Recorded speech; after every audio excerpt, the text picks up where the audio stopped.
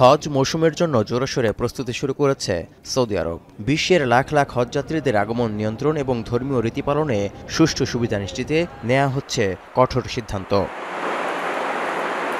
এরই মধ্যে নানা বিধিনিষেধ জারি শুরু করেছে সরকার। এই আওতায় ওমরা ব্যবসায়ী এবং পারিবারিক ভিসাধারী ব্যক্তিরা 13 এপ্রিলের পর সৌদি আরবে প্রবেশ বা অবস্থান করতে পারবেন না।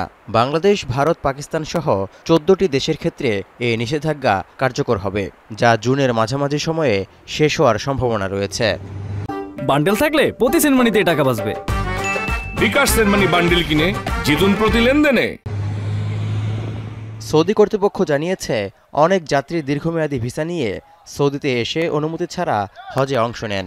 অনেকে আবার ওমরা শেষে নিজ দেশে না ফিরে অবৈধভাবে অবস্থান করেন। এতে করে হজে অতিরিক্ত ভিড় ও বিশৃঙ্খলা তৈরি হয়। এই পরিস্থিতি এড়াতে এই অস্থায়ী নিষেধাজ্ঞা, যা লঙ্ঘন করলে সংশ্লিষ্ট ব্যক্তি 5 বছরের জন্য সৌদিতে প্রবেশ এবং অবস্থান করতে পারবেন না। এমনকি সারা জীবনের জন্যও অবাঞ্ছিত ঘোষণা করা হতে পারে।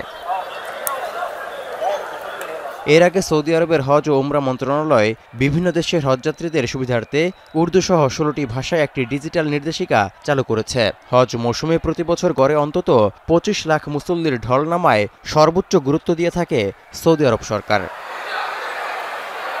তৌহিদুর রহমান, এখন বিশ্ব।